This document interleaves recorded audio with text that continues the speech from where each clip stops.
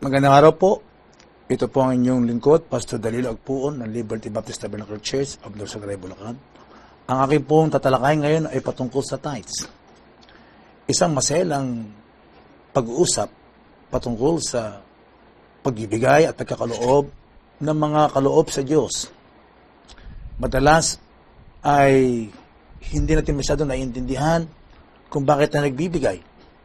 Sa Old Testament, ang unang-unang nag-practice ng tithings ay si Abraham sa Genesis chapter 14 verse 20. May bigay siya ng kanyang tithes kay Melchizedek na siyang hari ng Salem, and at the same time, siya isang high priest.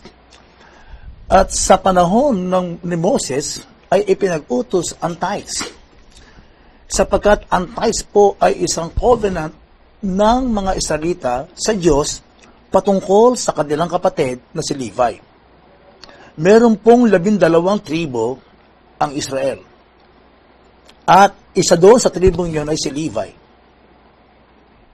Hindi pa pwedeng hindi magbigay ng tithes ang lahat ng Israelita sapagkat mamamatay ng gutom ang kanilang kapatid na si Levi.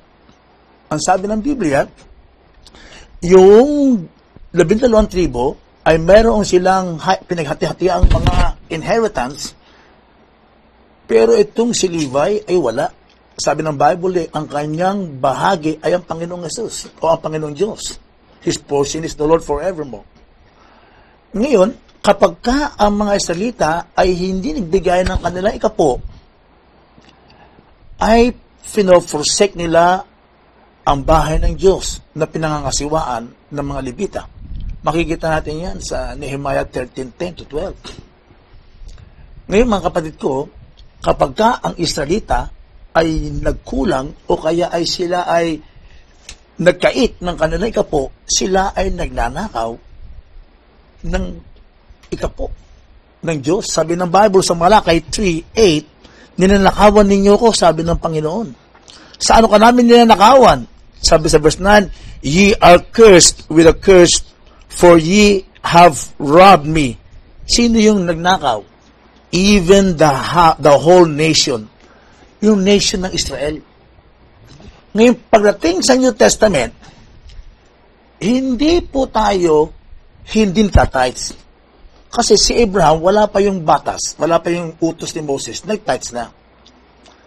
Ngayon, pagdating sa New Testament, we give our tithes not in accordance to Levitical priesthood, but in accordance with the Melchizedek priesthood, na ito naman ay tipo ni Kristo. Kaya wala na po tayong panahong basahin na lang po ninyo sa Hebreo chapter 7, basahin ninyo doon. Si Kristo po ay isang high priest in order of Melchizedek, not in order of Aaron.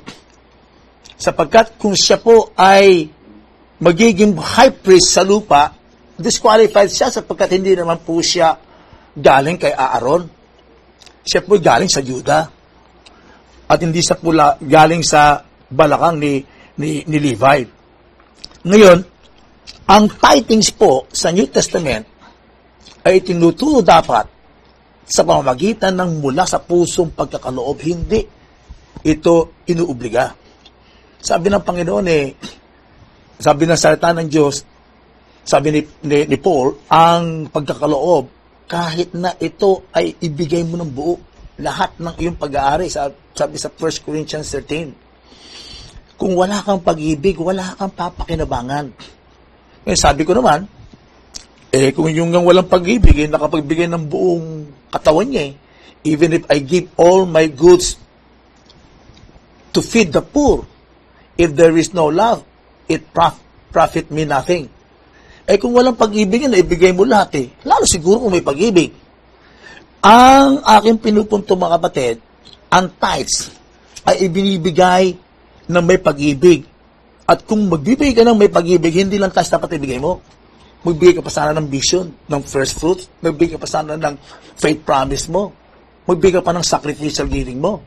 Actually, dapat ibigay mo lahat pati buhay mo Kaya dito mga kapatid, yung binabanggit na doktrina ng tithings na kapag hindi ka nagbigay ng tithes, nagnanakaw ka, wala po kayong mababasa yan sa New Testament. Sa Old Testament po yan, ninanakaw nila yung pera ni Levi. Pag ako Israelita, hindi ako nagbigay ng ikapukot, nilalabag ko po, binaviolate ko po yung covenant ko sa Diyos, sapat ako Israelita. Okay? Ito po isang idea na gusto kong makita nyo, isang senaryo. Noong panahon ng Panginoong Yesus, meron ka bang mababa sa Bible na sila nagtatights doon sa samahan ni Kristo? Ba't wala silang pera? Ba't kita kailangan pa nila pumunta sa dalampasigan at kumuha ng isda at doon sa isda, sabi ng isda ay mayroong isang denaryo? Bakit si Judas yung kanyang suit puti, walang laman? Bakit yung treasure nila walang koleksyon? Hindi ba sila nagtatights? Nagtatights sila as Israel, as Israelita. At yun ay tithes na napupunta sa Israel, sa Commonwealth of Israel. Pero as a church, nabubuhay sila sa pagbibigay out of a cheerful heart, out of a loving heart. Kaya dito mga kapatid, hindi katakatakang si Pablo ay magtrabaho. Ngayon sa amin, sa church namin, ay preach tidings, pero katulad ng pagtatithes na kusang loob ni Abraham, kung hindi mo kayang ibigay yan ng kusang loob, o ipilitan ka na lang, huwag ka na lang magbigay. At ito po, i-encourage namin po ng mga lahat ng members ng Liberty magbigay mula sa puso nagmamahal sa Diyos. Because if you can give without loving, you cannot love without giving. Kaya mga kaibigan, kung gusto pa nyo matutunan pa ang maraming bagay patungkol sa tithings, pwede kayo umatin sa ating mga iglesia.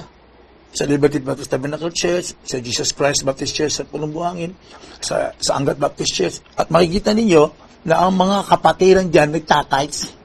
At itinuturo namin na magbigay ng tithes. Hindi po namin sila inuobligang mag-tithes. Sapagkat sila yung miyembro, dapat ilang suportahan ang gawain ng Panginoon. At kung ang tithes lang ang ibibigay ng mga miyembro, sabi ng Bible, kaya ibibigay mo yung tithes that there may be meat in my house. Pagkain lang ng pastor yun Ang ibig ko sabihin, paano na yung building? Paano na yung mga gawain sa ministry, sa mission? Sa pagkain lang, baka kulangan yung tithes and offering. Kaya merong tayong extra sa tithes. Yung tithes po, kung tutuusin, ibinigay mo yun sa Diyos. Pero wala ka pa talaga ibinibigay.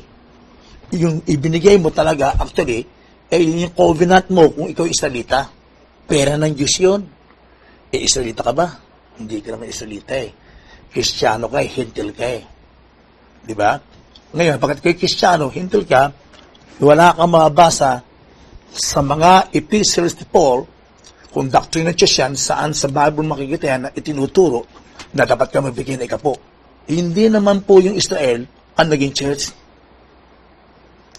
Pwedeng gayahin, pero hindi pa pwedeng gawing batas. Because we are no longer under the law. But, we have to, we don't need to transgress the law because sin is the transgression of the law. Kaya bago ko po tapusin itong topic na ito, don't get me wrong, I am not against tithings. I preach tithings. And we give tithes. My family give more than tithes. In fact, lahat ng pera namin, pera ng Panginoon Nangihiram na kami ng pera ng Panginoon. Kaya, kung hindi yung maintindihan itong sinasabi ko, pwede nyo kami sulatan sa email. Meron kami mga emails dyan sa website natin. Pwede kayong magtanong. Pero ito po, yung New Testament giving ay cheerful giving. Yung New Testament giving ay carry over noong tithings nitong si Abraham doon kay Melchizedek na type ni Kristo. Kaya mga kapatid, salamat po at naway naintindihan ninyo, nagkaroon ito ng konting liwanag sa inyo, pero wala po kayong mababasang iniutos yan sa mga churches na sila ay mag-ikapo. Salamat po. God bless you.